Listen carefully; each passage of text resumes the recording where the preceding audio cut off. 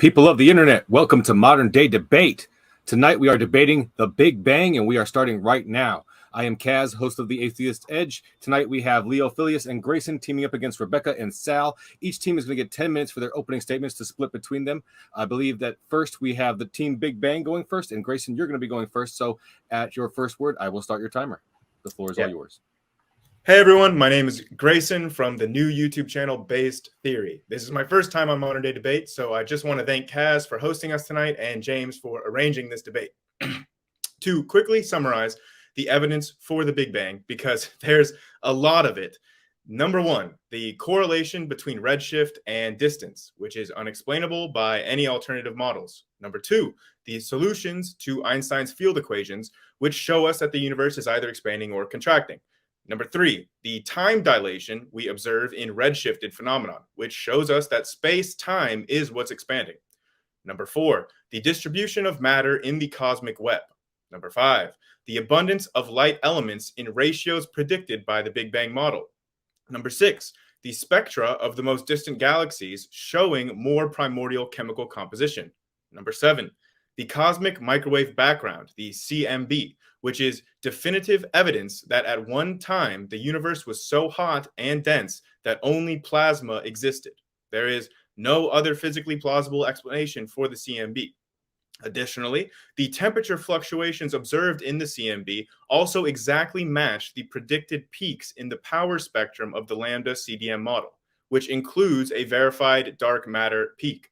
This is actually evidence not just of dark matter and the Big Bang, but the adiabatic nature of these fluctuations was predicted by the inflation model, and thus also serves as reified evidence for inflation as well. The temperature values resulting from these primordial oscillations also closely match the values of yet another prediction of the Big Bang model, one that seldom gets the attention it deserves: the neutrino background. Like the CMB, but with neutrinos instead of light. The Big Bang model predicted a temperature of 1.95 Kelvin for the measured value. Or the predicted value was 1.95. The measured value was 1.96. This is observationally verified evidence and precisely validated predictions of the Big Bang model. There are also observations of signatures from the very first stars during the so-called reionization epoch. These first stars would have been made of only hydrogen and helium, no heavier elements yet. And although the paper is still in peer review and not yet officially published, the preliminary results look like JWST may just have found these first stars, known as population 3 stars. The math tells us that they would have been much brighter than any stars today, which would explain why the earliest galaxies we see in the JWST are so bright. But beyond describing the elementary composition of these first stars, the models of early galaxy formation are not contained within the Big Bang model and are not within the purview of cosmology, but are a different field of science. Now, our opponents tonight are going to try to cast doubt that the redshift we observe is really from the expansion of spacetime. We know it can't be from these galaxies actually moving away from us, because that would mean that the most redshifted galaxies would be moving faster than the speed of light. The redshift also cannot be explained by plasma, because plasma redshifts light via scattering, which would necessarily blur the light, which we do not observe happening. Thus, the only model that can fit the observations is that the redshift is caused by the expansion of spacetime. Our opponents may bring up dark matter or dark energy, but even if we completely threw out the Big Bang model, we would still have evidence that dark matter and dark energy exist. Namely the rotation of galaxies that we observe right now today, as well as gravitational lensing and supernova observations. Beyond the observational evidence, we also have verified physics down to the first few millionths of a second after the Big Bang. In the late 70s and early 80s, it was predicted that at one point the energy density would become so high that even protons and neutrons would break down and a new kind of plasma would be formed, made of quarks and gluons. Several decades after this prediction, quark-gluon plasma was detected in particle accelerators. Thus, we have experimentally verified physics describing how you can shrink every galaxy, star, and planet into quark-gluon plasma in an area smaller than our solar system, just a few millionths of a second after the Big Bang. This is known as the quark epoch. I often hear incredulity when creationists talk about the Big Bang and how you can fit the whole universe down to the size of a purse or a period on a page, but this is verified proof that we have experimentally demonstrated the physics behind how that is possible, or at least very close to it. To get all the way down to the size of the singularity requires more advanced physics than we have consensus for at the moment. Most cosmologists would agree that the singularity is a mathematical construction, not an object that really physically exists. And we need new physics to be able to describe what is actually happening on that level.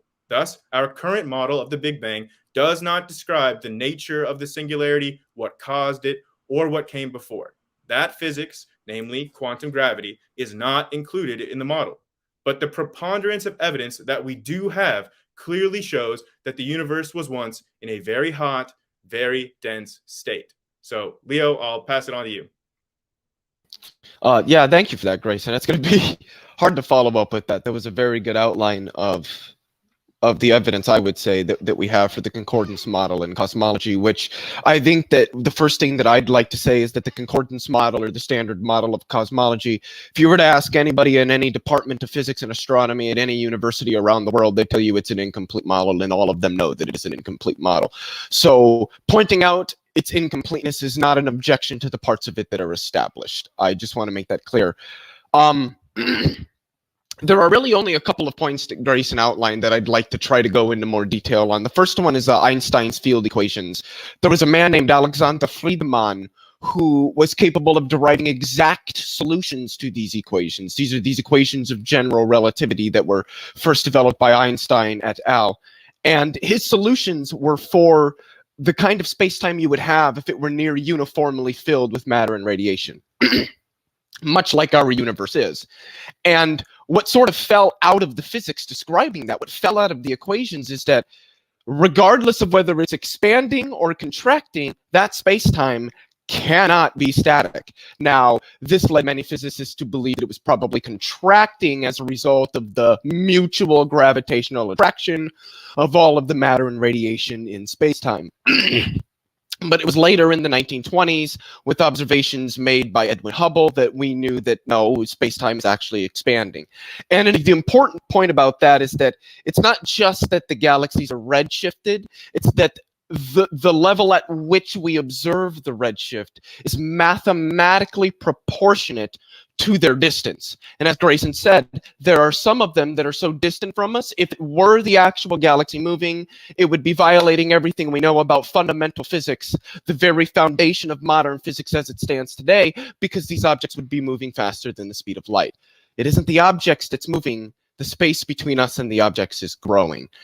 And to move on from that, the cosmic microwave background, which has been called the smoking gun, I would say that it is the effective proof. If you take proof in the sense that scientists mean it, not in the sense that mathematicians do, the cosmic microwave background is the effective proof that the Big Bang occurred. Because what the hot Big Bang model is, it doesn't describe an explosion. It doesn't tell us where the universe came from or how it got here.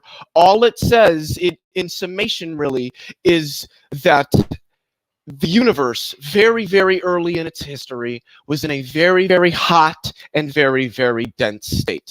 And what would fall out of that would be, as Grayson said, that there would be a period where you wouldn't have stable neutral atoms. You would only have plasma. However, if the universe were expanding as a result of this hot Big Bang and the inflation that preceded it, what we would expect is that at some point in its future, it will have expanded and diluted its matter radiation to the point that it cools. And when it cools, all the electromagnetic radiation that was being scattered off of all the protons and the electrons that previously couldn't go anywhere, so to speak, will now be capable of free streaming through the vacuum of space. This would have occurred about 380,000 years after the Big Bang, and we should be able to detect that radiation today, and we do, and it is the cosmic microwave background. It is uniform and isotropic to to 1 part in 100,000 everywhere we look in the sky, and anybody who has ever objected to it has to this day never brought a single model that can explain why we observe this kind of radiation other than the hot Big Bang model. And during this period, stable neutral atoms would have formed, and what they would have formed are the lightest elements on the periodic table, hydrogen and helium. The universe is today, in terms of its baryonic mass energy density, roughly 70% hydrogen. During this period, it would have been roughly roughly 75% hydrogen, 24% helium, and 1% other elements. And so the cosmic microwave background, and I'll finish with this, the cosmic microwave background tied with the abundance of the early elements both provide strong concordance with each other for the universe having originated in a very, very hot, very, very dense state. All right, thank you so much, Leo. And now we will turn it over to the anti-Big Bang team for their 10-minute opening statements to split.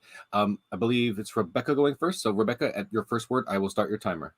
And let me put your screen on there.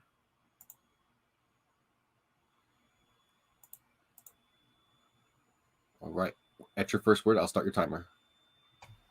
I think you're muted. Hello, everyone. It's great to be here. Thanks for listening to this debate.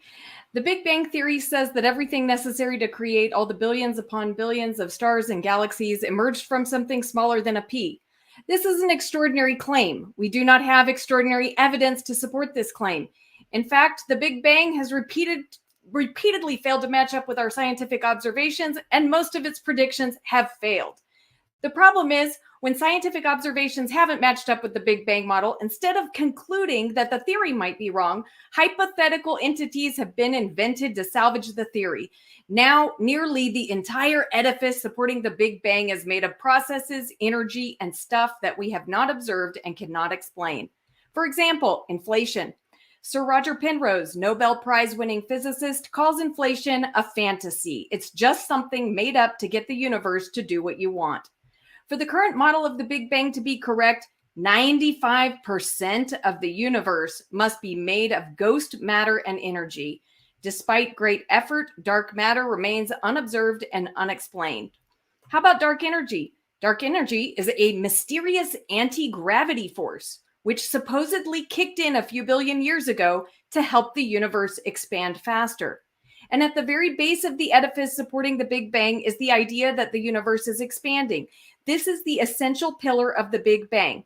Michael Disney, an astrophysicist who's been skeptical of the Big Bang, said, if expansion were to fail, then so would the entire superstructure. Without expansion, there is no Big Bang. So what is the evidence for expansion? Leo likes to say that general relativity is evidence for expansion. Not true.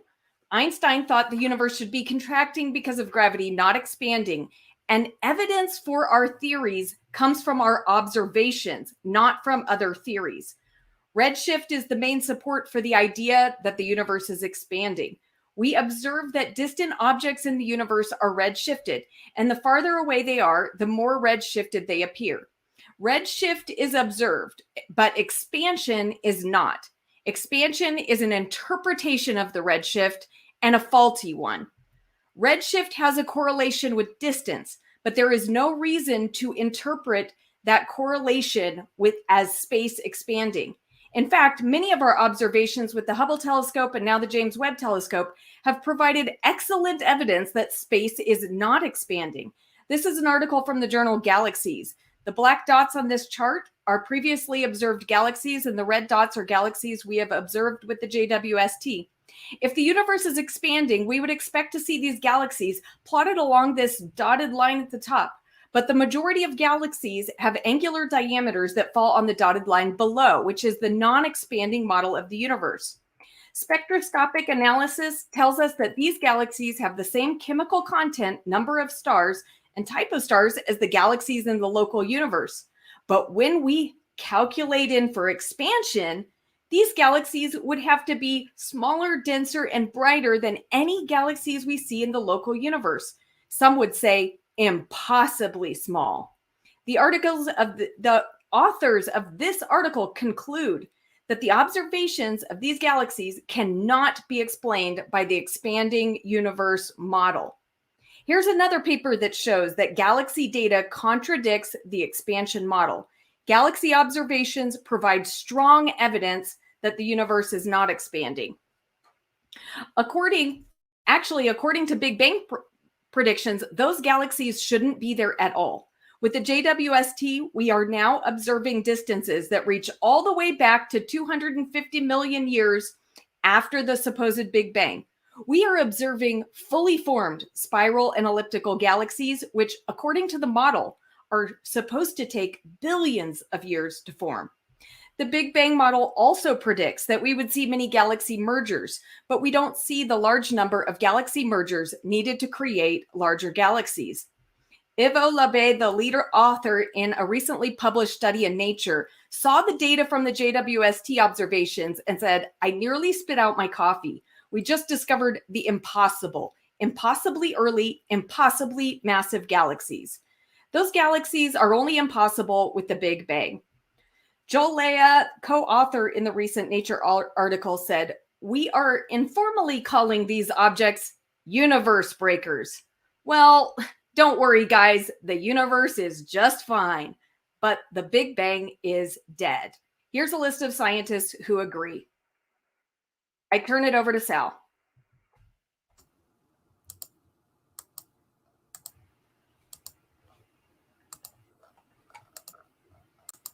All right, my screen is ready for sharing.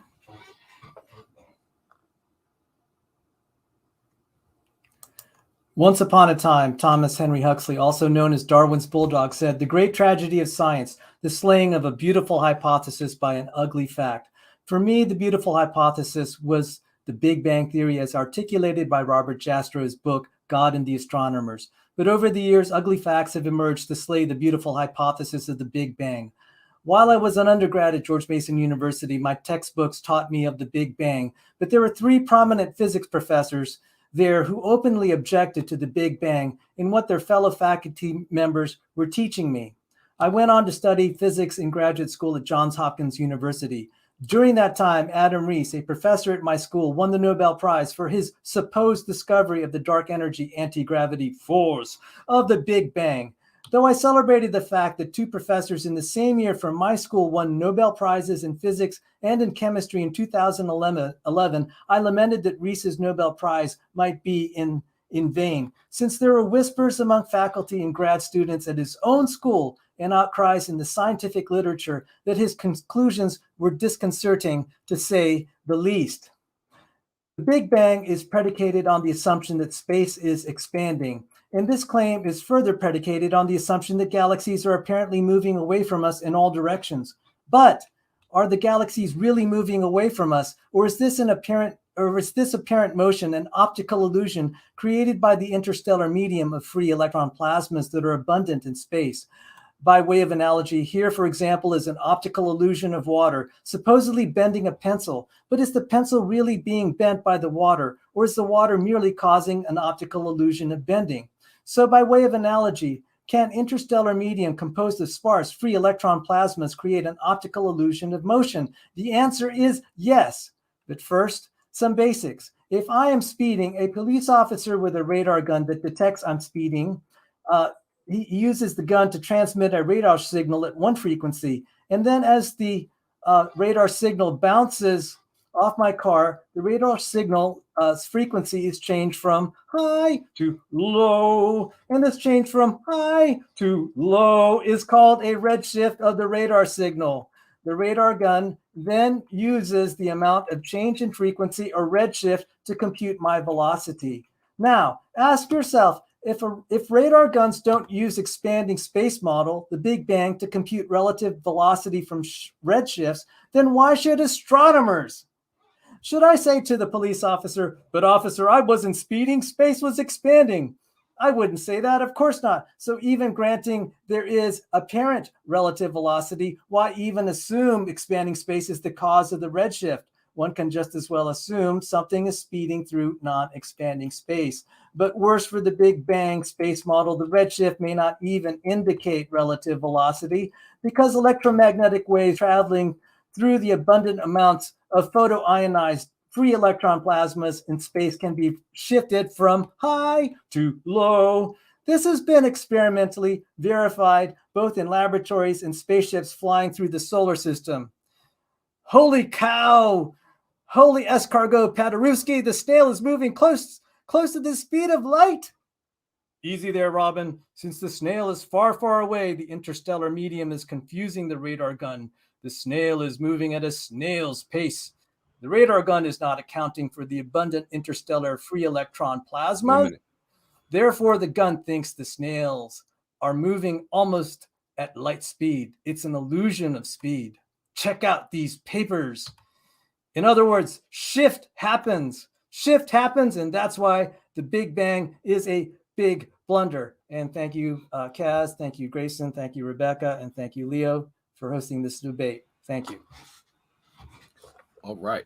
Let me just get that off the screen. And with that, ladies and gentlemen, that will be the end of our opening statements. We will be going into our round of rebuttal, cross exams, and open discussions. It's going to be a hodgepodge there in just a moment. But I just want to let you know, especially if it's your first time here joining us at Modern Day Debate, that we are a neutral platform hosting debates on science, religion, and politics. And we want you to feel welcome no matter what walk of life you're from. And if you have a question or a comment for one of tonight's debaters, please fire it into the old live chat and tag me at Modern Day Debate. Super chats will go to the top of the list. All that we ask is that you keep it civil and attack the argument, not the person. Insults will not be read. And I want to say thank you to the moderators in the chat for working tirelessly to elevate the conversation as well. Our guests are linked in the description below, whether you're listening on YouTube or via the podcast. We are on many different podcast platforms, so click the links if you like what you're hearing as soon as you can, and hit the subscribe button because we have plenty more live debates coming your way that you don't want to miss, including this, the 1st of March. We're going to have Dr. Ben Burgess versus Infrared, and they're going to be debating Trump communism on trial. And that's going to be at 8 p.m. Eastern. You don't want to miss that. And with that, we're going to go ahead and kick it into our discussion. We're going to go back to the Big Bang team. They're going to have the first 10 minutes to control. And I believe, how did you guys want to run this one as a open discussion? Yeah, I think I'm willing to let Grayson pick for this one. Yeah, so I just wanted to point out, and I want to hear from the other side, but just really quick, in those openings, I want to point out that we didn't really hear anything other than what Leo and I brought up in our opening, like the redshift not being from expansion, which we clearly demonstrated has to be the case because these galaxies cannot be physically moving away faster than light. And the clarity of the pictures that we receive in telescopes show that this is not the result of redshift from plasmas. Plasmas redshift things by scattering them and blurring the image. The images that we see are clearly not blurred. Therefore, the redshift cannot be from movement of galaxies and cannot be just redshifted from plasma. We also talked about how the JWST data of galaxy formation doesn't really apply to the Big Bang model. It's a different area of science. It's not cosmology. So we addressed that as well. And then the only other thing I heard was quote mining from some innocent scientists that don't ultimately agree with the conclusions that you're trying to drive from their quotes. So before we let you guys address that, Leo, is there anything that you wanted to add on? Yeah, there is.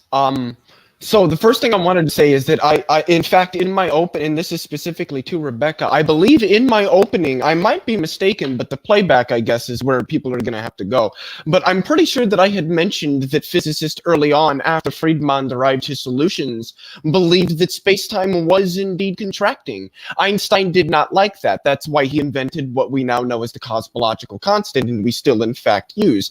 This was a force that was exactly equal to that contracting force that would have pushed back outward, so to speak, and would have thereby kept space-time static. And it was only after Edwin Hubble confirmed his observations of galactic redshift, which I'll mention nextly, that Einstein abandoned that, claiming that it was the biggest blunder of his career. And with respect to redshift, like Grayson said, I don't know what a free electron plasma is. I have heard of a free electron gas, but again, that would scatter light, and the redshift signature isn't going to look like what we see, because again, and this is something that I believe both me and Grayson mentioned in our opening statements, was that it isn't redshift simplicator that's important here. What's important is the redshift as a function of distance.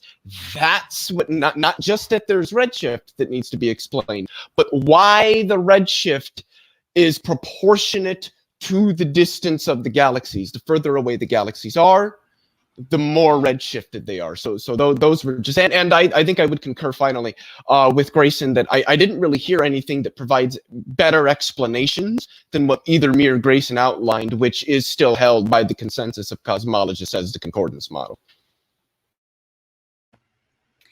Well, Leo, first let me say I created that slide about general relativity because the last time we had a discussion on this, you emphatically asserted that general relativity is strong evidence for the Big Bang.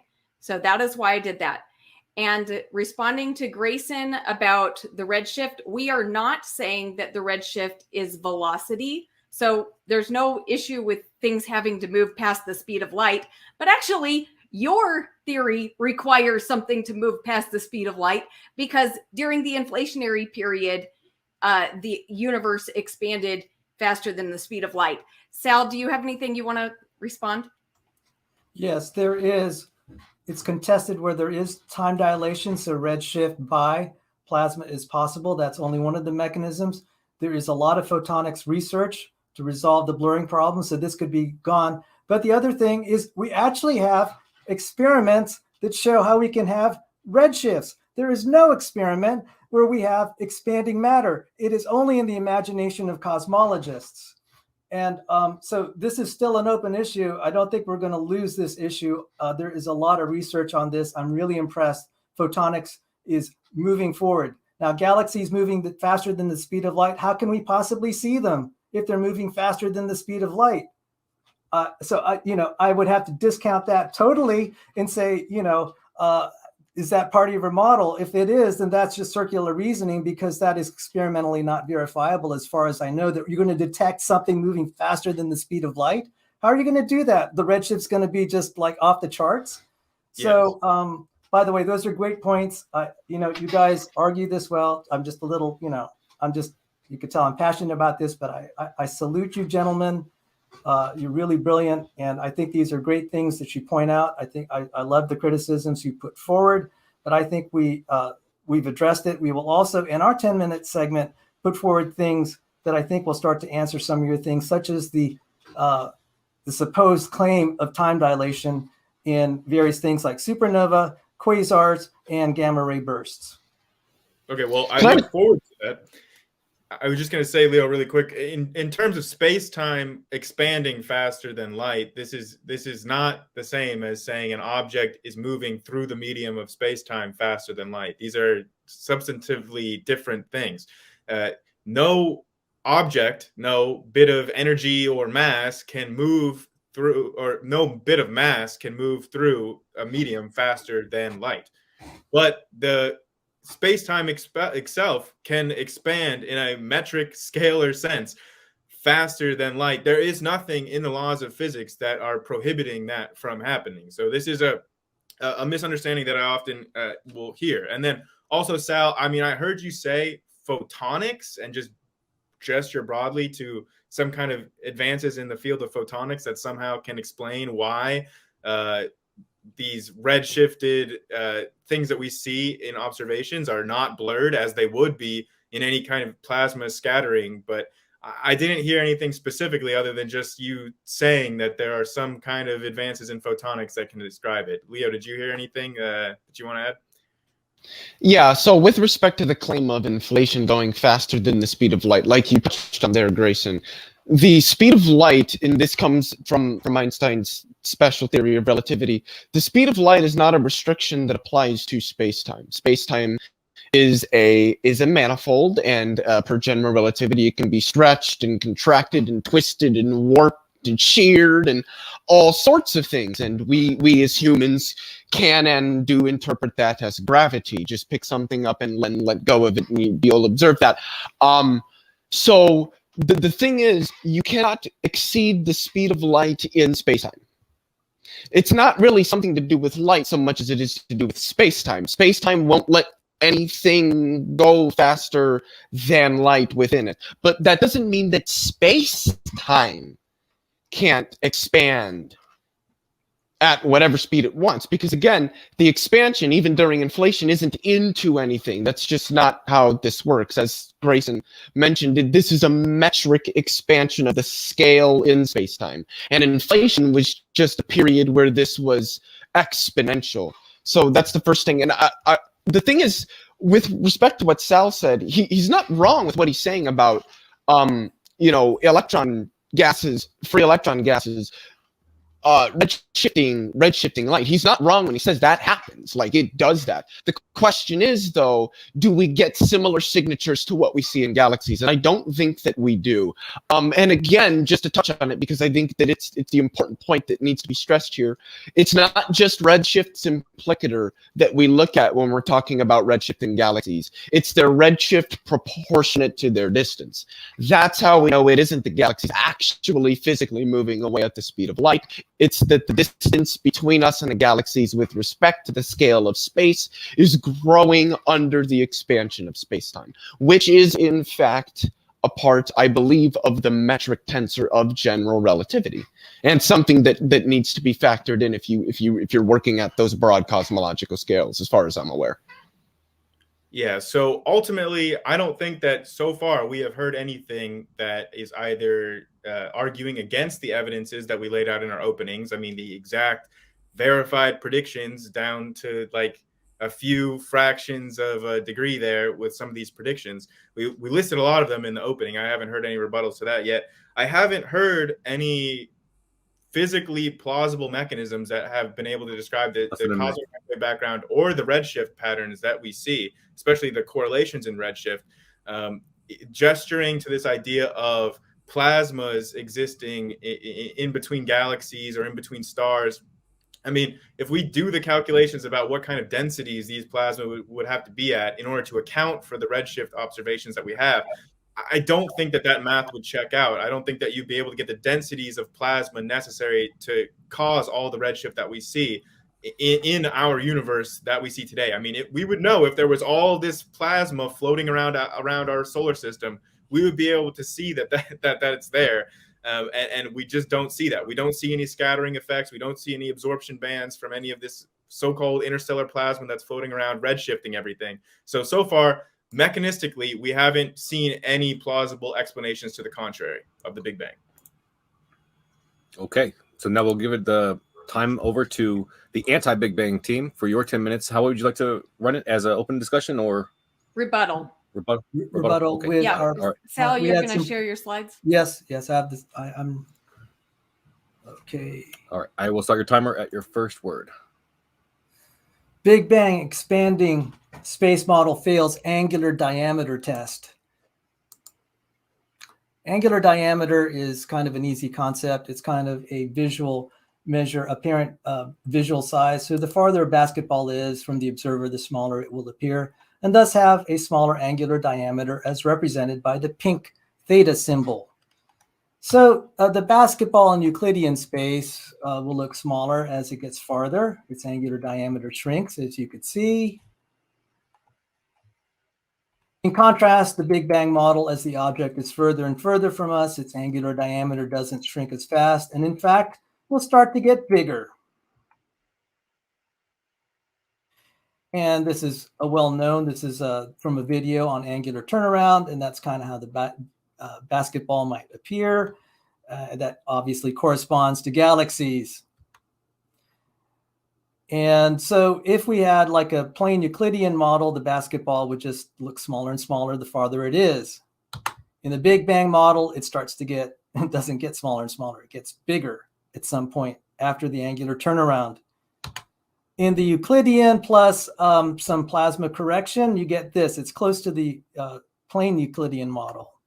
So now connecting the two graphs to the one that was earlier shown from a peer-reviewed paper, that's just showing the relationship. So let me just say the dots there, and especially like the dots with error bars that look like TIE fighters, you can see clearly that they are clustering around either the Euclidean or the what I call the shift happens model. It is not clustering around the Big Bang, particularly the red data points of angular diameter, just so far away from the Big Bang, Big Blunder, expanding space model. So I think shift happens. The Big Bang is wrong. Now, Edwin Hubble, he's called the father of expanding space. And it's my little joke here. The DNA tests are in. And Edwin Hubble, you are the father of the Big Bang. And Edwin Hubble says, that ain't my baby. It's someone else's. And this is confirmed, surprisingly, even in his own words, as in this Los Angeles Times, December 31st, 1941. He said, while expanding space cannot be abandoned, Dr. Hubble said, present evidence is against it. This leaves the redshift of light a complete mystery, which still greater telescopes may solve. That was 1941. In 2021, as I alluded to it, there are these papers. When stuff goes through a dense plasma, it's a good model. We can extrapolate it to very sparse plasmas out in space. So this was a landmark experiment. It really was in 1974 that it was first put forward. It's been pretty much ignored, but then revisited in the Journal of High Energy Physics, Gravitation, and Cosmology, July 2021. And so let me try to explain a little bit of this. We have the solar corona, as can be seen here when the moon is eclipsing. And so we have the Pioneer 6 space probe transmitting a radio signal through the sun's corona. It gets redshifted. And so this is what it said. The discovery made in the study on how and why the radio signal under particular physical mathematical conditions undergoes a redshift should not only be considered a local phenomenon on a solar scale, but also a cosmic phenomenon on a larger scale applicable to all stars and galaxies. It is exclusively dependent on the distance of the astronomical object, on the density and temperature of the electrons in the surrounding environment, and on the wavelength of the emitted signal. The Hubble constant represents, for the first time in history, a loss of energy as a function of the fundamental parameters as shown in the following formula. You just abandon kind of the Baroque units. You can still put this in Hubble's law. The Hubble relation holds. It also explains some of the kind of funny anomalies we have. And if you dig through the paper, you'll see it. It also talks about the Wigner condition, the Wigner electron crystal condition that could be satisfied. Wigner won the Nobel Prize in Physics. We have confirmed the existence of Wigner crystals for the first time, like in the last 1 or 2 years. It is possible then that light will not be blurred. And those are some of the advances. It's in this article. And, that's why I'm saying it's still up for grabs, whether this can be solved. I think it's more promising than trying to solve expanding space. There are also observations of frequency shifts and spectral lines due source correlations. That's the Wolf shift. As I mentioned, even at my university, my undergrad university, Cicero Roy did not like the Big Bang. And he pointed out this phenomenon of a Wolf shift, which is different than the shift caused by Wigner crystals. Two stationary objects can look as if they have velocity between them. And so, again, the Big Bang is wrong because shift happens. And I hand it over to you, Rebekah. Thank you. Yes, and I think it's important to note, and by the way, I need to share my screen, thank you, that Hubble is the one who discovered the linear relationship, the distance and redshift correspondent, and gave us the Hubble constant, but Hubble himself did not interpret that as expansion. And in fact, he called it apparent velocity because he left open the possibility. He believed that there had to be some other explanation, or he looked for another explanation for redshift. Just because we don't have an explanation for redshift completely, at least we have some observational evidence that Sal pointed out right now.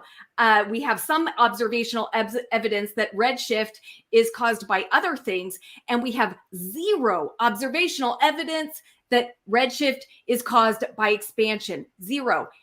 And not only is it unobserved, expansion leads us to ridiculous conclusions like dark energy.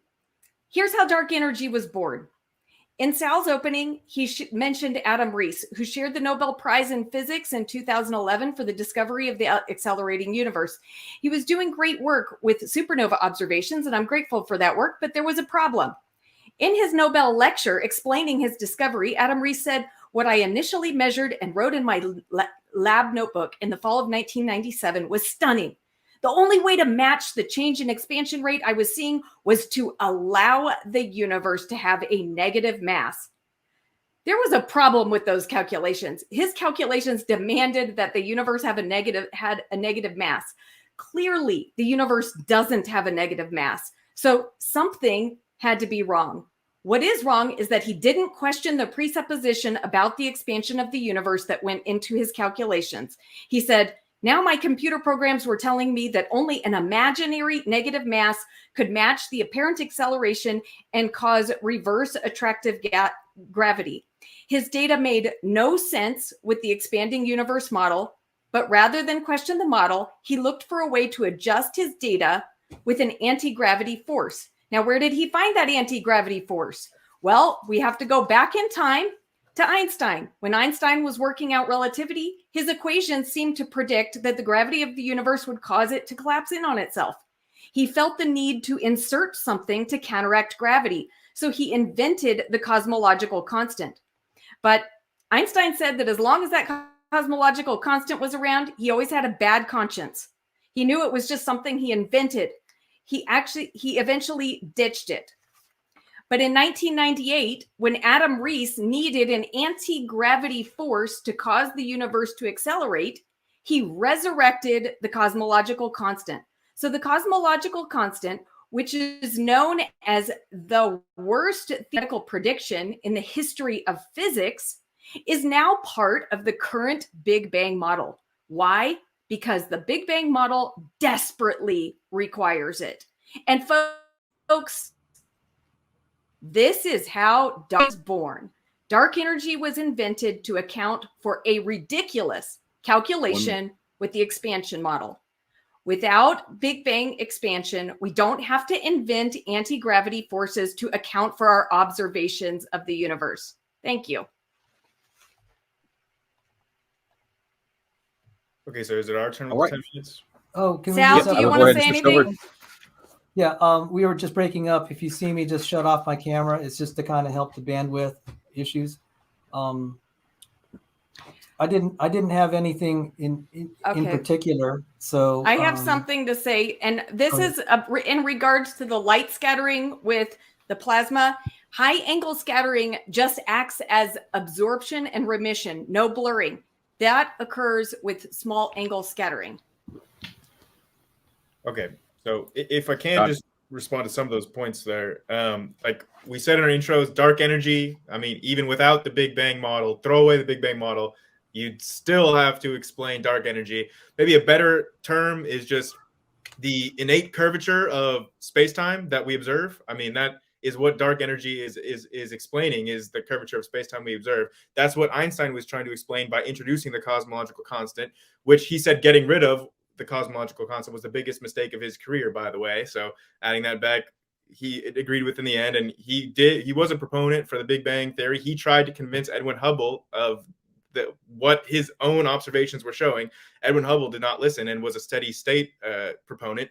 But I'll just say that the personal beliefs of the scientists that are making these discoveries are not really relevant to what the discoveries show. I mean, we don't discount Newtonian mechanics because Isaac Newton believed in alchemy, right?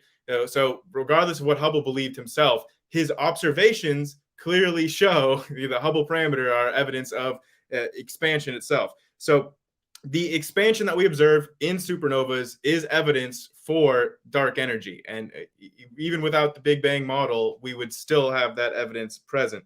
The last thing I'll just say is that both of you gave allusions to the vacuum catastrophe for the cosmological constant problem, saying, oh, this is the worst prediction in all of theoretical physics.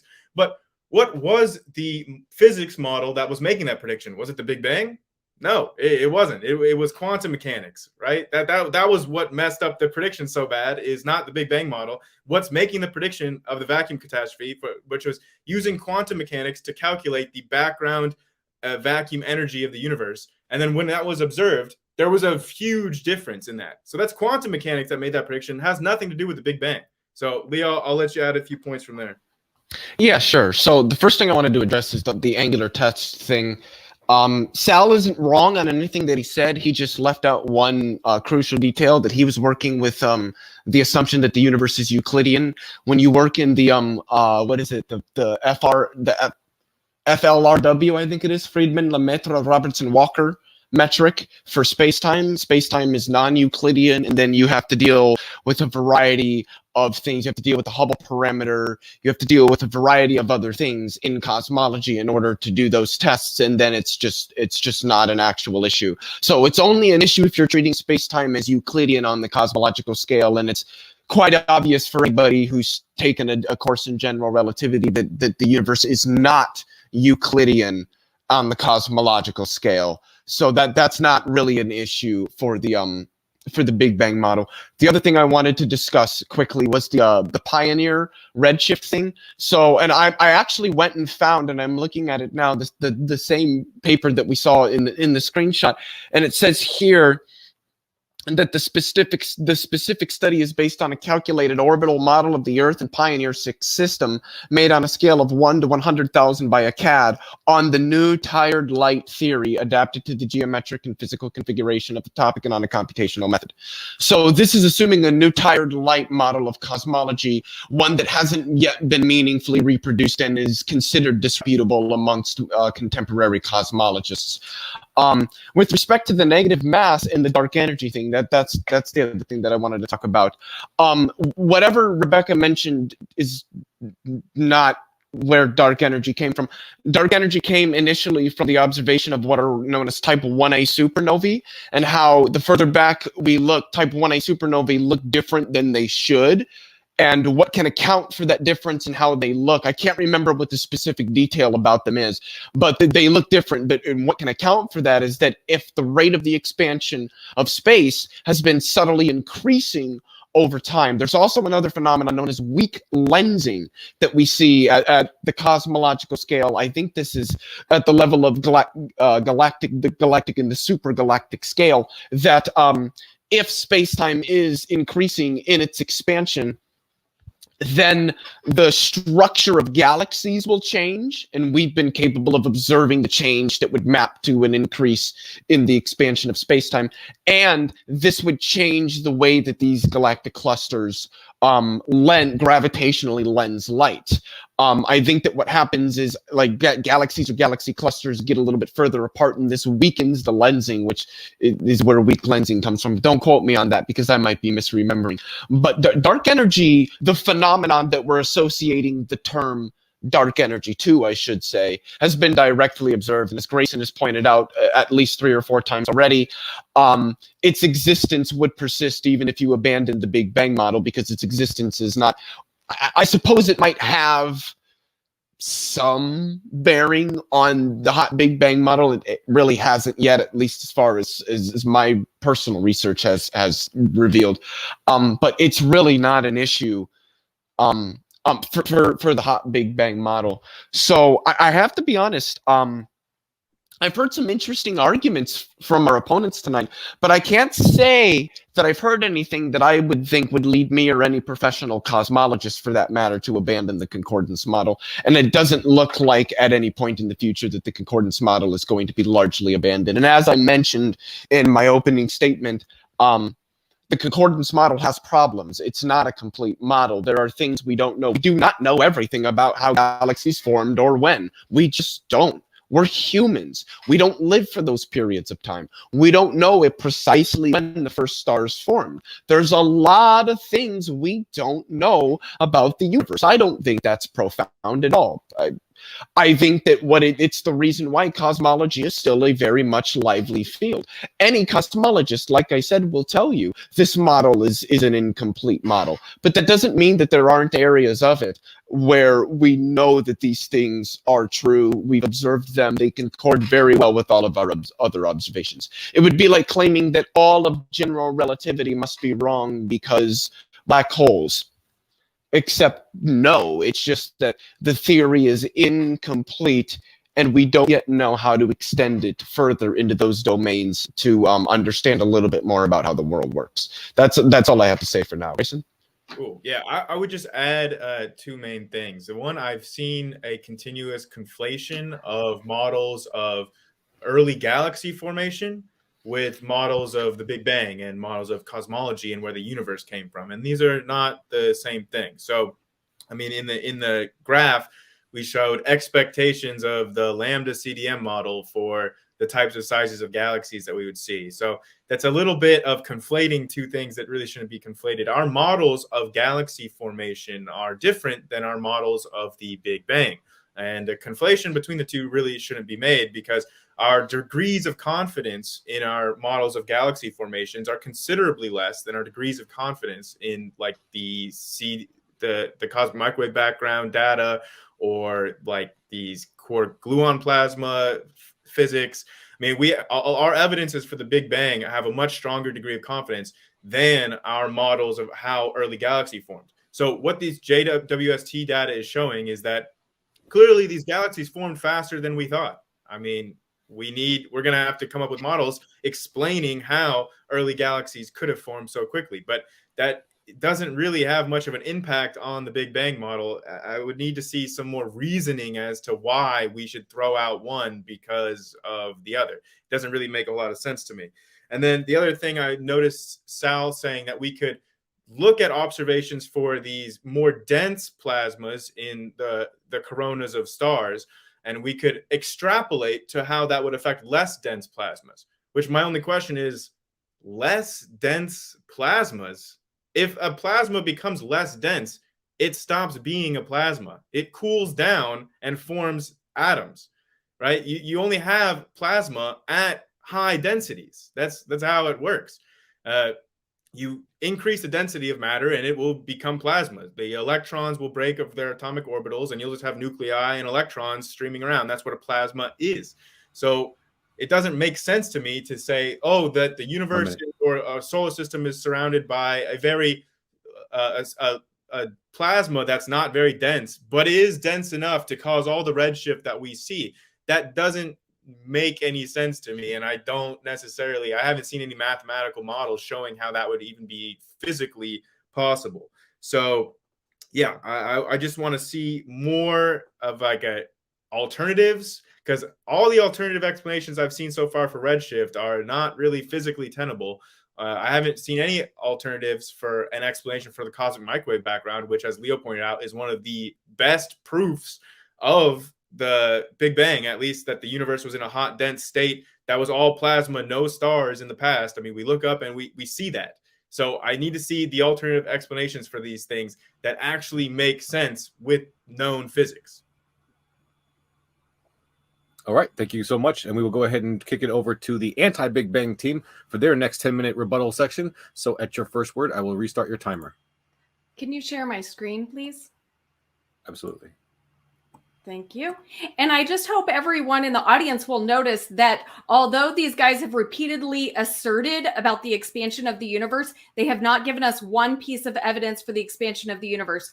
Leo mentioned supernova data, which this is looking at the Hubble constant. Yes, we're very happy we have supernova data to help us, and it's looking at the Hubble constant. This is the whole argument that that's being made here, is that the Hubble constant does not equal the rate of expansion, but they keep wanting to reassert that expansion is embedded in this relationship with redshift and distance. However, it has been known since the time of Hubble and continues to be known that there is a linear relationship between redshift and distance. You guys haven't given us anything about expansion. Now, let's talk. And by the way, with Adam Rees, you mentioned his calculations. Look what he says about, this is his calculation. This is from his Nobel lecture again. He talks about making a K correction. He says the reason he has to make a K correction in his calculations is because besides causing redshift, cosmic expansion also dilates time intervals over which supernova light is collected, changes the size of increments in brightness, and shifts the portion of the spectrum we observe. So it's his own calculations for accommodating expansion that caused him to get the negative mass that led to dark energy. Now, let's talk more about the Big Bang failed predictions. We've already talked a bit about the failed predictions about galaxy formation. Read more about that. You can look at this Nature article. There's this article, Panic at the Disc, that talks about the failed predictions with mergers.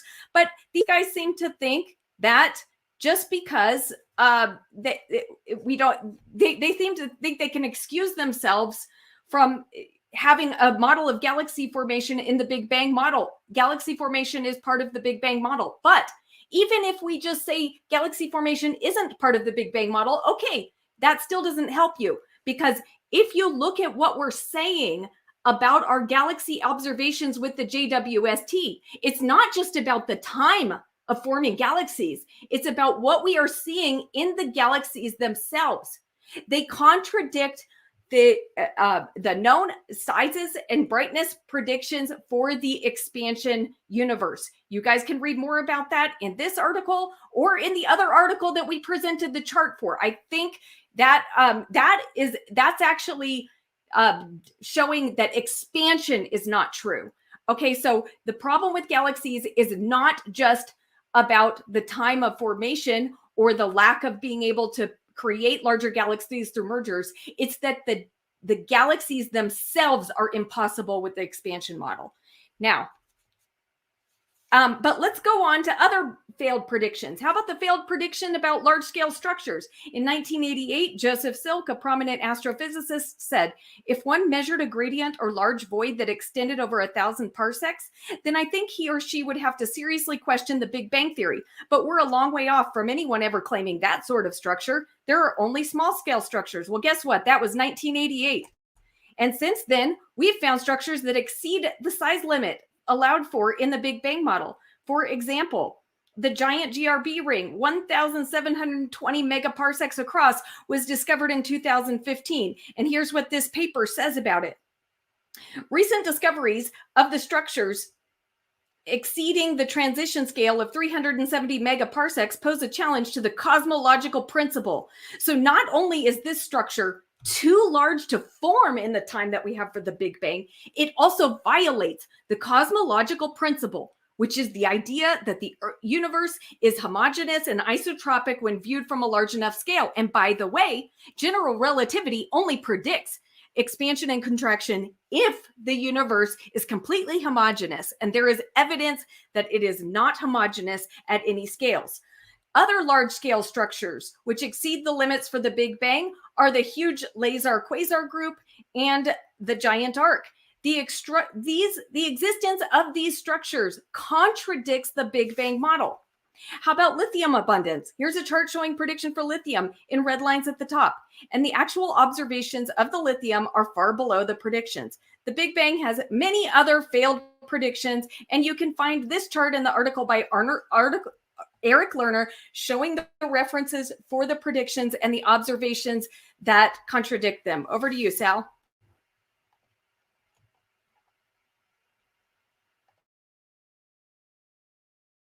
You're muted, Sal.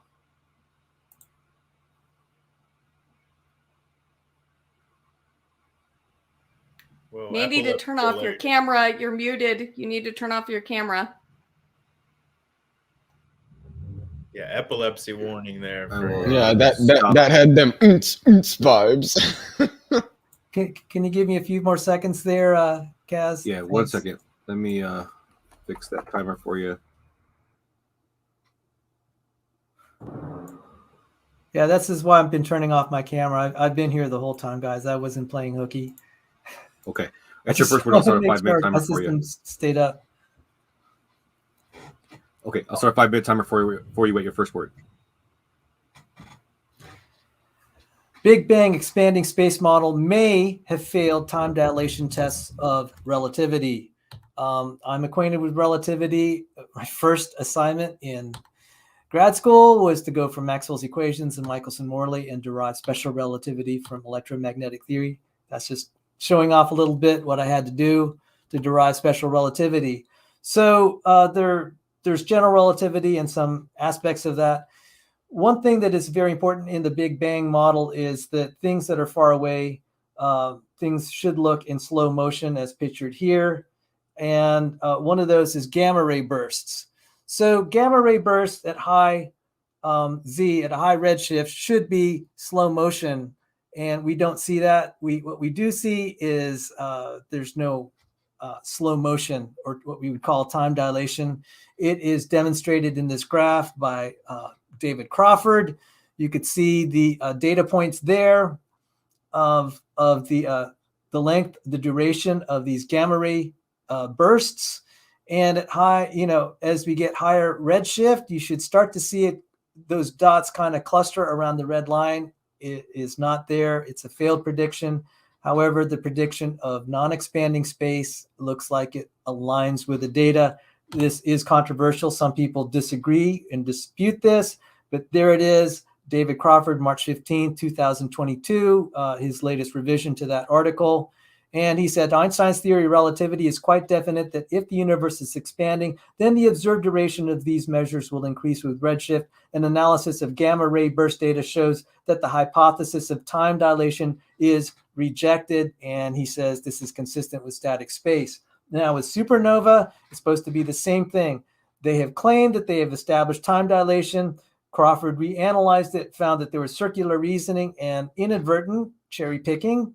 I'm not accusing anyone of deliberate deception here, but this is raw supernova data. Clearly, if it's expanding, it should be clustering around that line that says expanding as we go up in redshift. It is not. It is centered around the line of no time dilation. And now if we wanted to, let me just see, he says here, since time dilation is the main defining characteristic of an expanding universe, that is, that the redshift indicates expansion, the conclusion is that the universe does not show standard time dilation, and these results are consistent with a static universe. And, if one wanted to cherry pick, this is how you do it. You pick the data points that are along that red line. And Crawford pointed out that there was some degree of circular reasoning in those papers that included, sadly, Saul Perlmutter, who had a Nobel Prize along with Adam Rees. So I'm just going to, this has to be resolved one way or the other. I'm just throwing it out there. I'm not saying it's not a done deal that we have time dilation confirming redshifts indicate expanding space. Also, time dilation, the lack thereof in quasars. The main result of this paper is that quasar-like curves do not show the effects of time dilation. And then the author said, there is, however, a surprisingly little direct evidence the universe is expanding. Now, I'll talk about the cosmic microwave background radiation. Dr. Richard Liu, Distinguished Professor of Physics and Astronomy. He has lots of papers. Doesn't believe in the Big Bang or something modified. I don't know. Now, regarding the cosmic microwave background radiation, he said, well, the prediction by Gamow was off by an order of magnitude. Where do you draw the line? How would you like the temperature of your room to increase tenfold? There's also the problem of the axis of evil in that cosmic microwave background. It says there's an apparent correlation between the plane of the solar system and aspects of the cosmic microwave background. Lawrence Krauss, commenting on this, said the new results are either telling us that all science is wrong, or we're the center of the universe, or maybe data is simply incorrect, or maybe it's telling us something weird about the microwave background results, that maybe there's something wrong with our theories on larger scales. He wouldn't put the Big Bang in that category.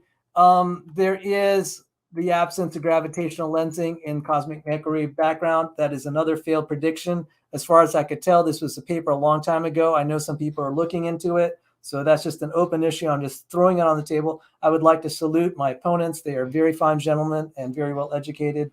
Thank you very much for engaging us tonight.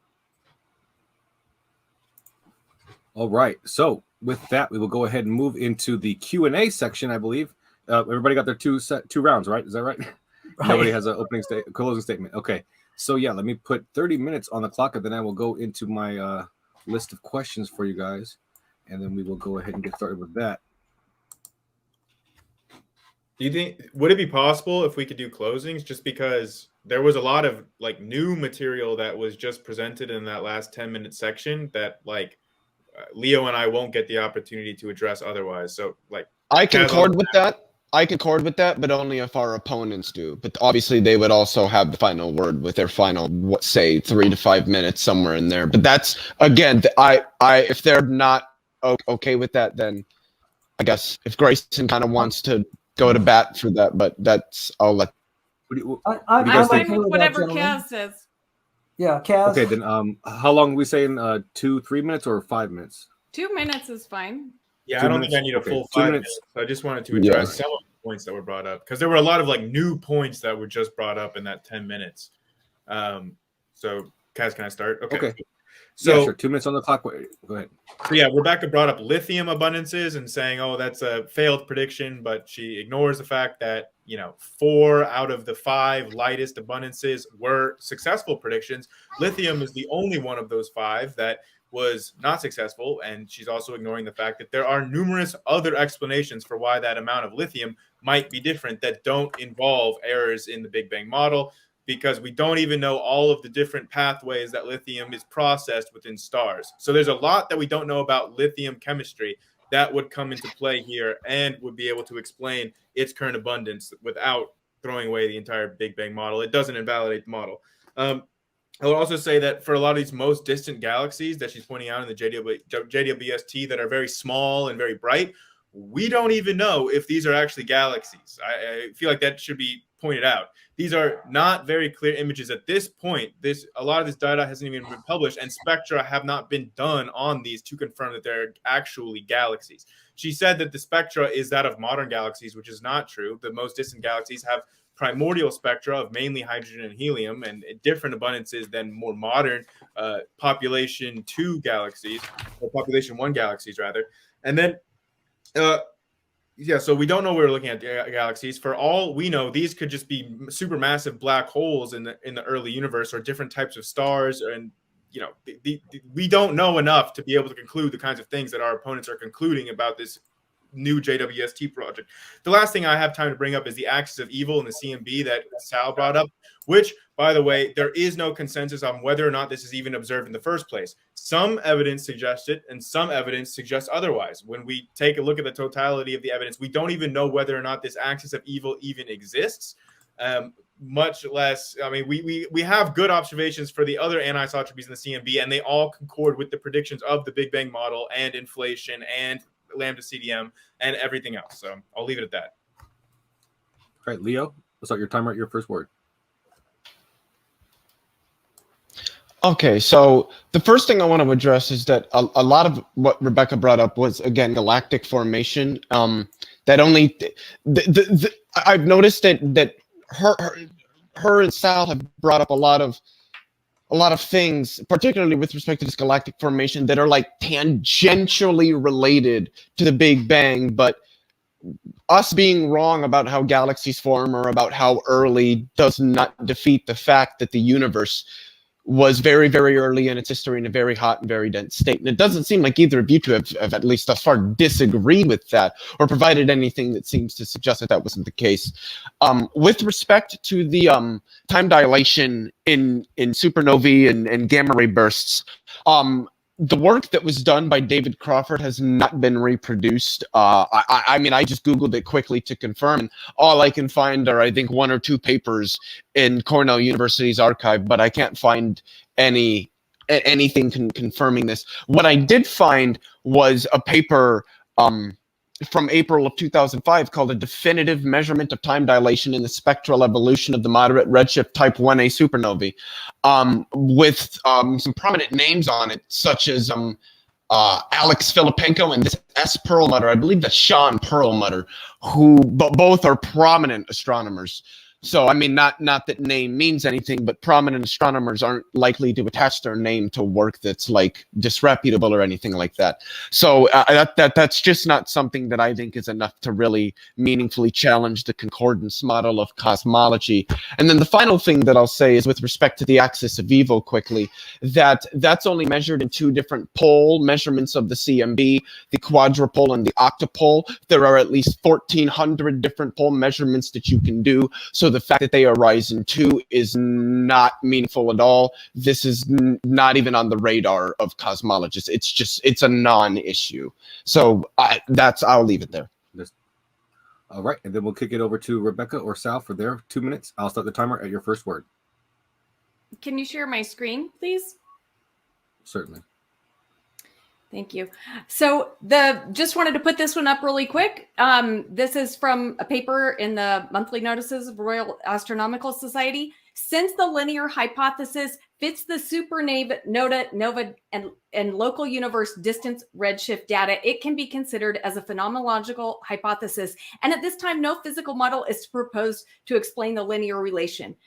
We do not, the model that we are proposing of the non-expanding model, it matches also with the supernova data. So I just wanted to quickly say that. I also wanted to say that there is an alternative explanation for CMB.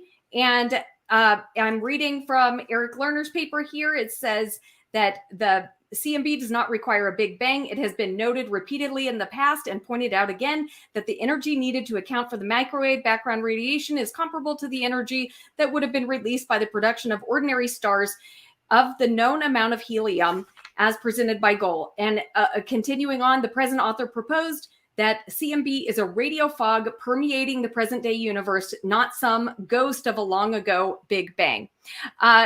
Also from Eric Lerner he says dilute plasma is the main constituent of our universe, the universe that we observe. The argument that dilute plasma can't be hot is nonsense. And continuing on, you mentioned that these galaxies and the spectroscopic analysis has not been done. That is flatly false. This is a published article in Galaxies. It's peer-reviewed, and it is explaining what the data that we showed. Now, we have presented that all of these hypothetical entities make up the Big Bang Theory. We've attacked us expansion. You have not given us a thing for expansion. None of this exists. The Big Bang is false. It's dead. Thank you. Thank you, Rebekah. And now, Sal, at your first word, I will start your timer. I'd like to share my screen. Certainly. And I really want to thank you, especially since we're the ones who've been using the screen. All right, I'll start.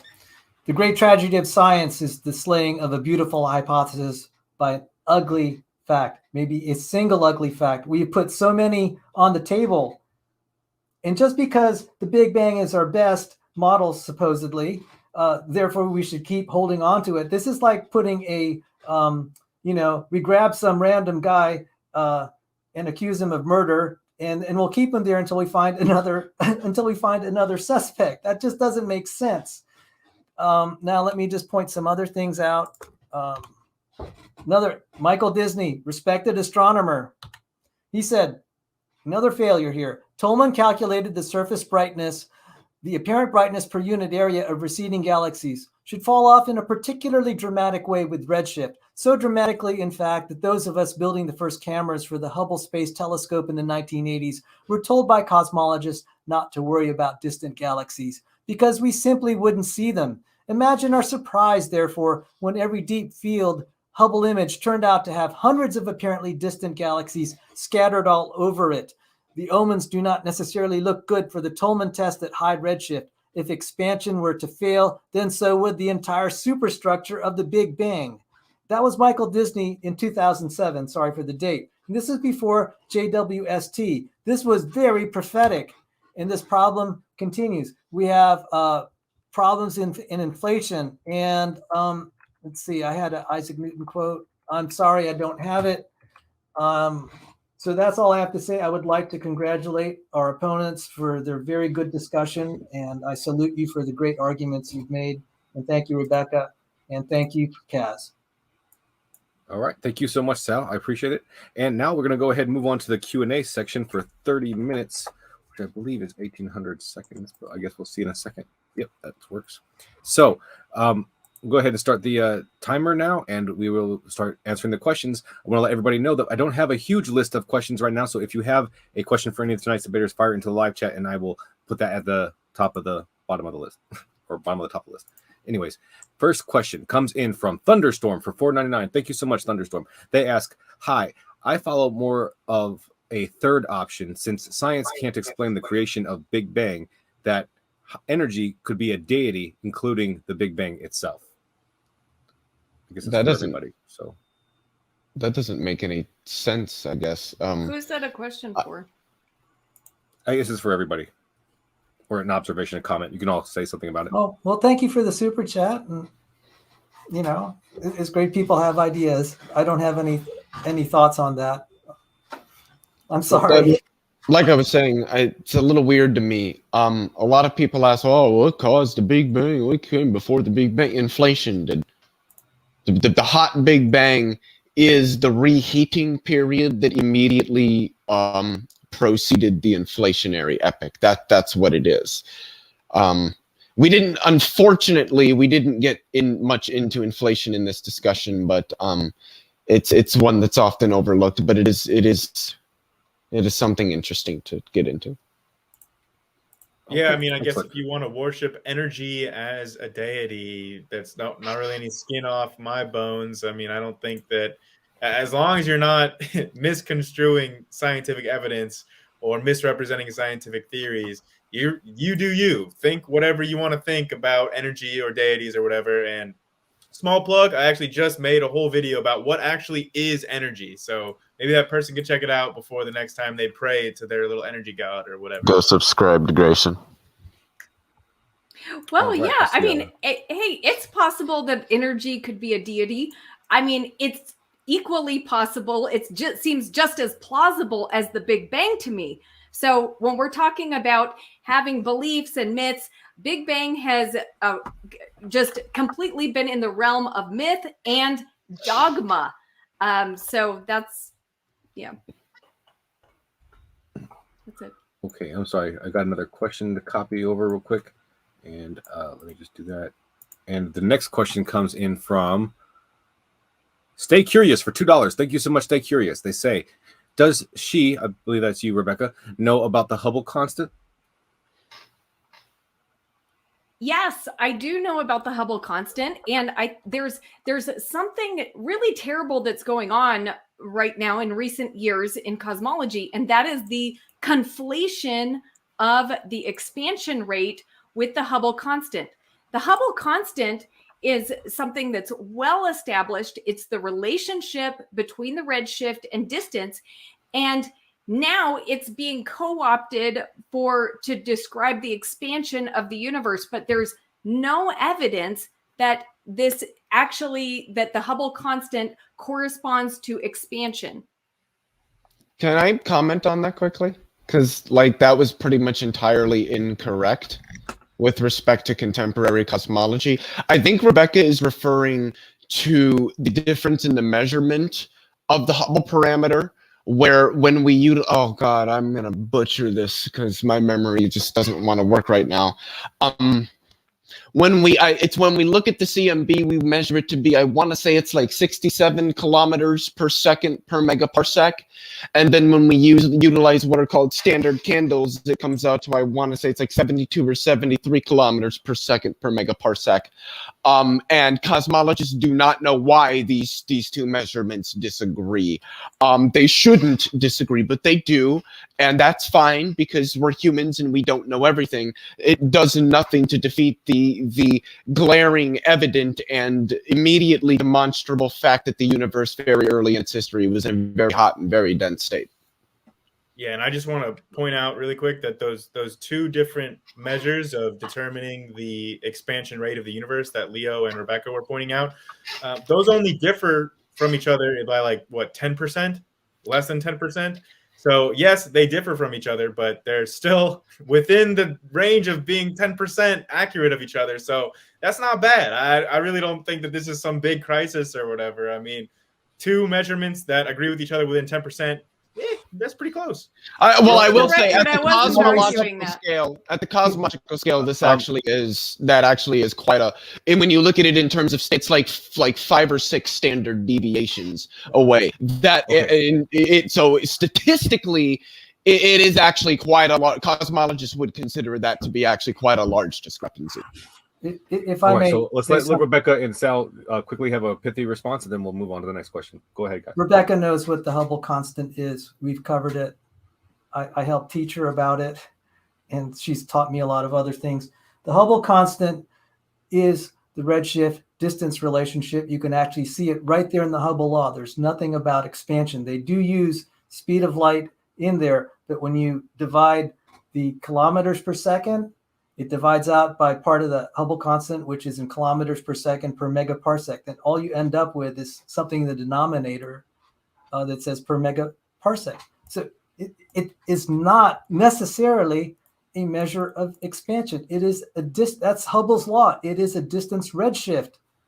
It's being extended beyond that. And we put that newspaper article where he said it doesn't look like it's expanding. I mean, I don't know how much more clear that is. He doesn't think even his own Hubble law indicates it's expanding. So yes, we are deviating from contemporary cosmology, but this is what this debate is all about. The contemporary cosmology is wrong. So Rebekah knows what the Hubble constant is. And I appreciated her explanation. That was the best explanation I've heard, because that conflation continues. That shows she has a lot of insight into this. And that was a subtlety that even I didn't realize until she brought it up and said, Sal, can you look into this? So I credit her with that. So thank you for the question in the super chat. Yeah, when I put up the thing about the crisis in cosmology and showed the different things, I wasn't even trying to argue about the crisis in cosmology. I don't care about the crisis in cosmology because the CMB calculations are based on dark energy and matter and all the hypotheticals that you guys invented. So the supernova data is calculating the Hubble constant. And what I was trying to say is that you guys are conflating the Hubble constant, and it's saying that that's showing the expansion rate of the universe, but it is not. Yes, it is, literally. Okay, let's move on, shall we? All right, next question comes in from Mr. Monster, who's a member for 13 months. Thank you so much, Mr. Monster. They ask, what's a better explanation for the beginning? This is for you guys, the anti-bang. I'd say maybe it's okay not to have one. I don't have specifics. Just like that whole thing with the, like I said, do we keep someone, under arrest until we find another suspect? That's just ridiculous. I think it's better to say when we don't know something, just leave it at that until we have more data. And, Sherlock Holmes says it's a capital mistake to start theorizing in the absence of data. We have an abundance of speculations in the absence of data. And thank you very much for your membership and your question. All right. Is that okay? We move on? Oh, do you want me to answer too or no? I would like to give you the opportunity, but if you don't like to, then sure. Well, what I want to say is I also don't know, but there are some very good scientists who don't believe in the Big Bang, who have alternative models, but those models don't get funding. The Big Bang gets all the funding. And so how would we even discover a different model if none of those possibilities ever receive funding for research? Thank you. And if I may just add, people know I have a personal belief about the beginning, but that's a faith belief. It's outside of science. So I don't have anything that I would classify as science. I just wanted to clarify that. So I do have personal things if you're willing to explore religious, but as far as science, I'm not ready to put anything forward. So I just wanted to clarify that in case people say, they hear, because we were advertised as creationists, but we're trying to talk a science debate here. Yeah, can I comment on how we'll have to give them the last word? What's that? Okay, but they'll have to get the last word, but okay, go ahead. No, that's fine. I just wanted to say that I think that an actual cosmologist would probably say with respect to that question that we don't really know even if the universe has a beginning or if that's a meaningful question to ask. There are quite a few cosmologists who would say that it's probably not the case that the universe has a beginning, or not in any sense we would understand the word. But we just don't know. We do know that the universe was very early in its history in a hot and dense state, and that it evolved from that. Why it did so, why this was such a low entropy state, these are questions cosmologists do not have answers to at the time. Yeah, that's exactly the point I wanted to state, was that the Big Bang model does not necessitate that the universe had a beginning. Nothing about the Big Bang model says that this was the beginning of the universe. It just shows that previously the universe was in a hot, dense state. But it doesn't say anything about this is the beginning of the universe. The Big Bang shows the beginning of the universe. That's not a part of the model. So just thought that point should be emphasized. Well, guys, I'm a little bit older than both of you. And what you're doing, this is revisionist history. This is gaslighting, because I was taught that this was the origin of the universe. And so now, because that's completely inconvenient for your scientific theory, now we're inventing, well, no, it wasn't the beginning. No, we're not saying anything about the origin of the universe. Okay, thank you. It never did. I do have to let them have the last word. So, Well, yeah, anything else we're to add? not responsible for how you were taught the Big Bang by your teachers. So I don't know if they were not astrophysicists that were teaching you, then maybe that would be on them. Well, go back and look at the history, guys. Okay, so let's move on. Next question comes in from Big Bad Mama. For $5, they ask, oh, sorry, Sal, the Big Bang predicts the observed abundances of primordial hydrogen, deuterium, helium, and lithium. Does your model? I said I don't have a specific scientific model. Got it. Oh, by the All right, way, next question Big Bag Mana, very nice to hear from you, and thank you. She and I have met on the internet. We've had cordial exchanges. That was actually a pretty good question. So, you know, there are a lot of things I don't know. But thank you. Okay, next question comes in from Sunflower for $10. They ask, for Leo and Grayson, if you have no issue accepting dark matter / energy as a theoretical anti-gravity force, why do you have an issue with the theoretical particle or force that makes things go faster than light? It seems like an incoherent question. I don't know what he's referring to. With respect to dark matter is not an anti-gravitational force.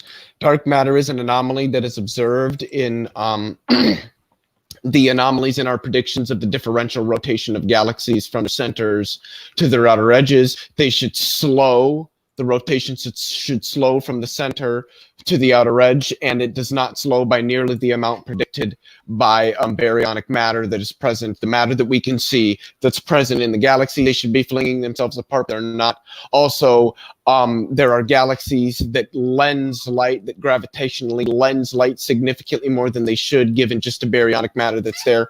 And also, there are galactic clusters that have gas in them that are colliding.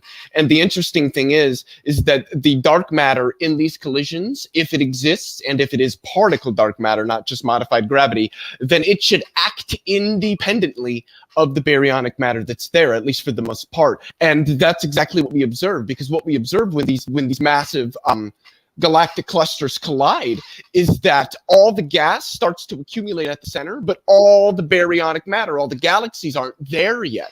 So why is all the gas there? Because gas usually follows whatever has the most gravity.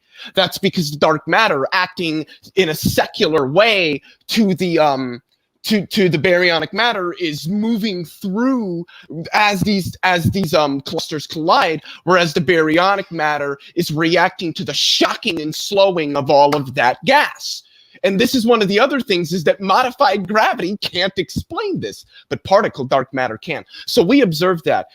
So I just don't understand what he's talking about. With respect to the speed of light, that has to do with restrictions in space-time. The reason you can't exceed the speed of light in space-time is because if you try to do that, what happens when you reach the speed of light is lengths in the direction of your travel contract to zero, and your clock does not tick. And what that means is that once you've reached the speed of light, there is no more space-time for you to go faster into. So how do you exceed the speed of light?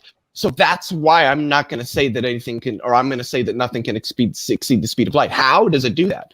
And then, yeah, dark matter is just not an anti-gravity force. Really, really quickly, I just want to tack on something really quick, is that our opponents and this question seem to imply that somehow dark matter or dark energy is this kind of like wacky, like ad hoc belief. But as we've pointed out, the evidences in support of dark matter and dark energy are independent of the Big Bang and would still be evidence even without the Big Bang. There are evidences to, like, reasons to conclude that dark matter and dark energy exist, and verified predictions is supporting them.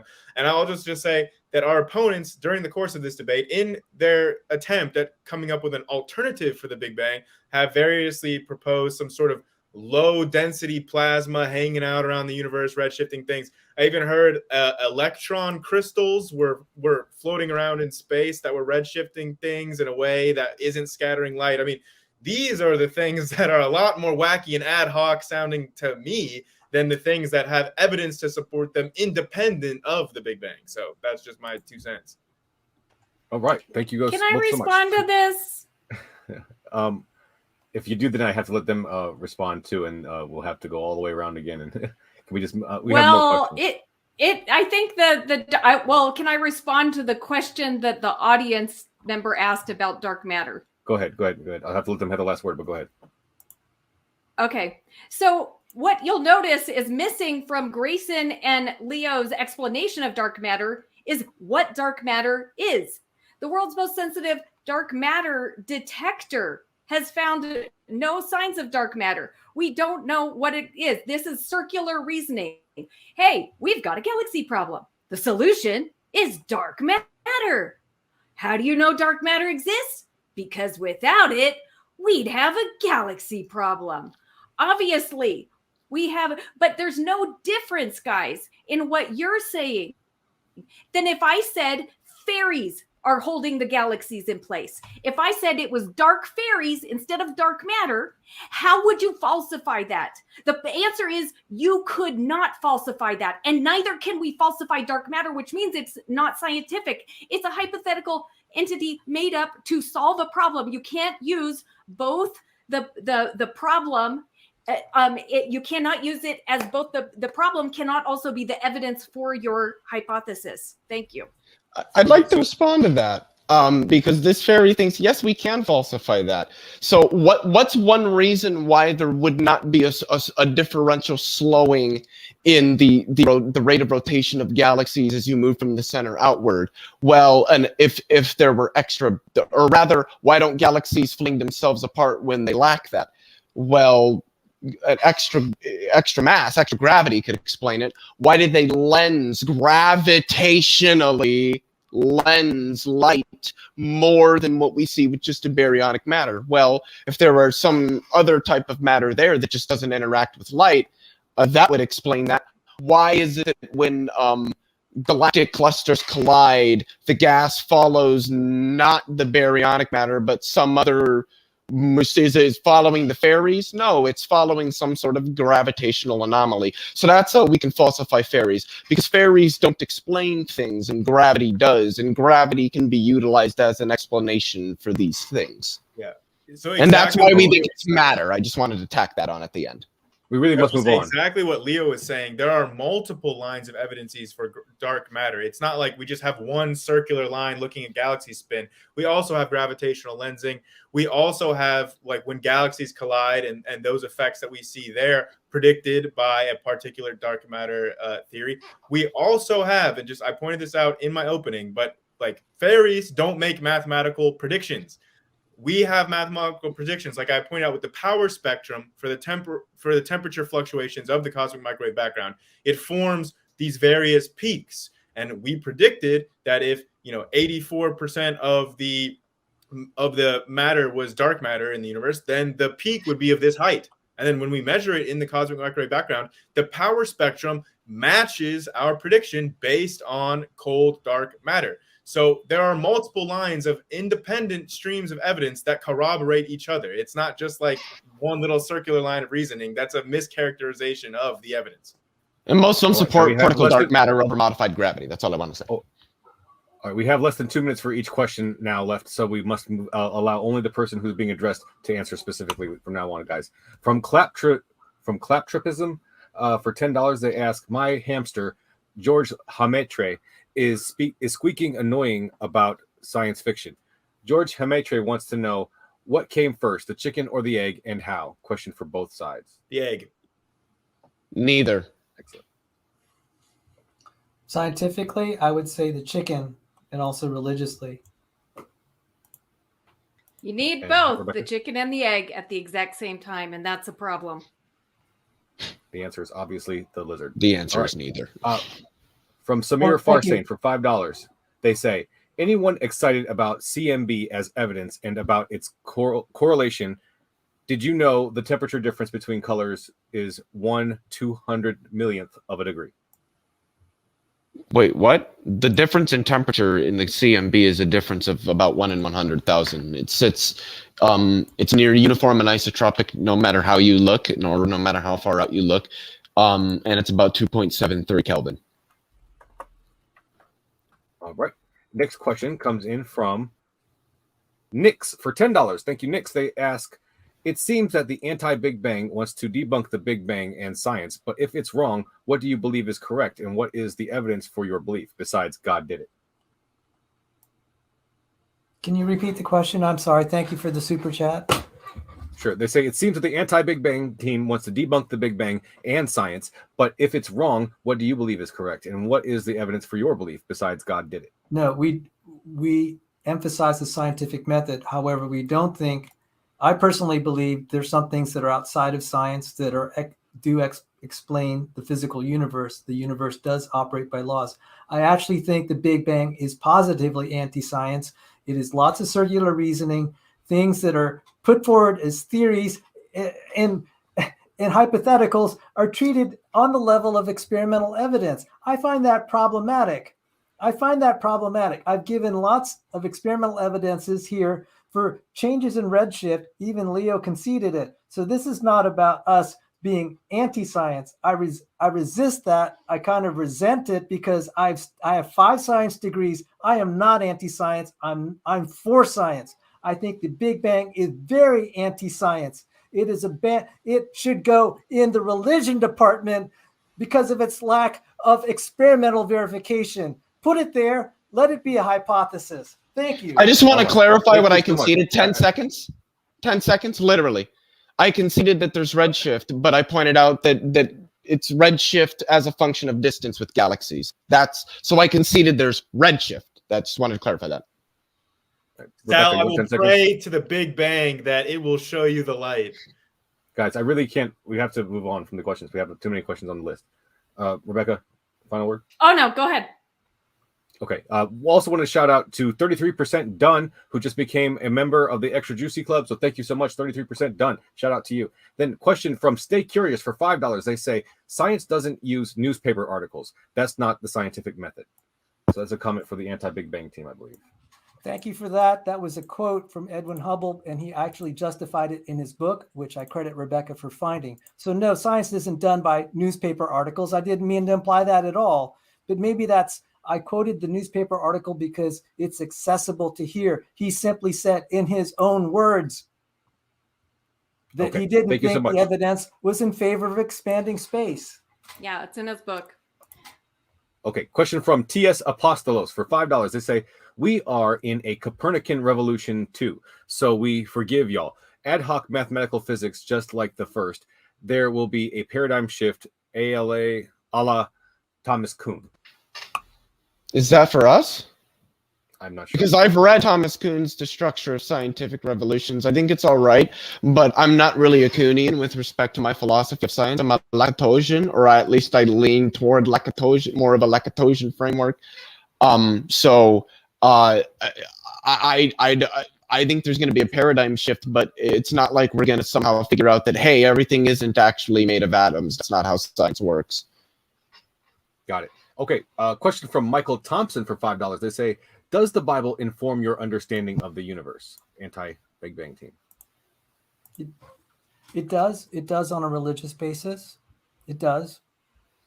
It does. Now, I try to separate the two and just, I'm more able to believe the Bible as I see the physical evidence supports it, but there's a lot of stuff that is just by faith. And I will just say, incidentally, I think a lot of the Big Bang is accepted on faith. I really don't see a lot of science. I see that because I'm a religious person, I see the same level of religious commitment to the Big Bang that I do in other religions. That's just my opinion. But yes, the Bible does inform my understanding, and I believe it. And thank you very much for asking and giving me the chance to confess that. Yes, and I believe in the beginning, God created the heavens and the earth. So yes, the Bible does inform my understanding, but this is a scientific debate. And so I'm separating my religious beliefs from what were our physical observations of the universe. So this was a debate about the science or lack of it with the Big Bang. All right, got it. Two more questions on the list, guys. From Thunderstorm for $4.99, they say, in the corner of the universe, there are different kinds of energy of life. One of them is immortality, and its origin is beyond man. I believe that's for the Big Bang team. I didn't know the universe had corners. That's it? Okay, great. From Stay Curious, it's the last super chat, guys. If you have a super chat, we might be able to get it in. From Stay Curious for $5, they say, does Rebekah not understand that there have been multiple theoretical models in history and that we've been simply following the most verifiable data? Yes, and I appreciate that when bad ideas can be overturned with our scientific observations, and I hope that will happen right now with the Big Bang, with the observations that have come out, which have completely destroyed this model as it was already weak. And now it has been completely obliterated by our observations. So I hope that scientists will be faithful to the scientific method. And I hope that they will admit and that their model needs a complete revision, probably to the degree of being completely thrown out. All right. From Andrew Cumming, question for Sal. If redshift were caused by matter interactions in a plasma, why do we see a uniform shift across all wavelengths? Matter never does that. Thank you for the super chat. That's a very good question. And that is one reason I've actually started looking to see if you get to see it across all wavelengths. There's only one paper that I see that has done that. It is a question worth revisiting. A lot of the instrumentation that does redshift is only in a limited band.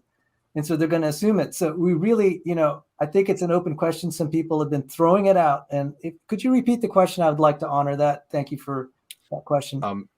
If redshift were caused by matter interactions in a plasma, why do we see a uniform shift across all wavelengths? Matter never does that.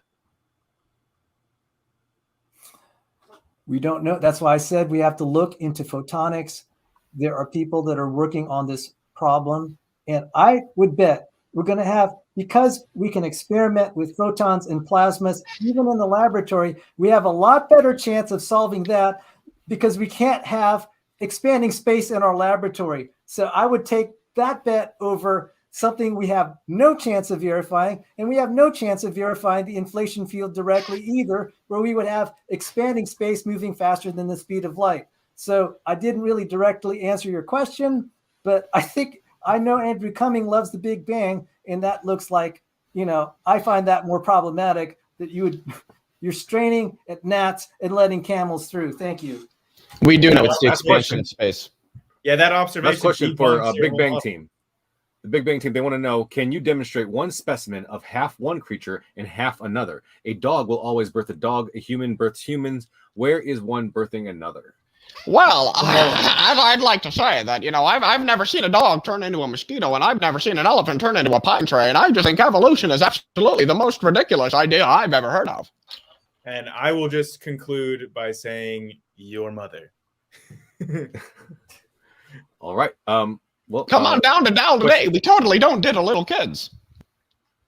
Okay, yeah, well, question from on Tim on the concept that the Big Bang is just a faith position, by the way, I feel it's funny that our opponents ignored all of the very precise quantitative predictions that I went through in the power spectra and the neutrino background. None of that is faith-based. Those were mathematical. May I respond? Yeah. One ugly fact. Let's just get this last question. Hypothesis. The geocentric model had lots of predictions fulfilled. It's the anomalies that broke it. That's what we tried to put forward today. That was the thing. And the we ugly put several evidences that break it. And the ugly fact that redshift is not quantized and is continuous debunks all of these alternatives to redshift. So thank you for that. That the ugly fact exists. Therefore, the redshift is from expansion because it's continuous, not quantized, like we would see if this was the result of matter redshifting this light. Thank you. All right. Einstein said one experiment can falsify a theory. So Einstein said it too. So thank you. All right. Are we ready to wrap it up then? Thank you all so much for being here. I really appreciate it. You, the debaters, are the lifeblood of the show, so we appreciate all of you. I want everybody to know that they're linked in the description below. So if you liked what you heard from any of our guests tonight, please feel free. Please, we encourage you to go and click on their links below. I want to thank, again, the moderators in the chat for keeping the conversation civil. You guys were working tirelessly, and we really appreciate it. Thank you to James for creating this platform, and everybody in the audience who sent in chats and questions and just enjoyed the debate in general. Once again, like it if you loved it, share it if you want to spread it, and subscribe. Subscribe. First.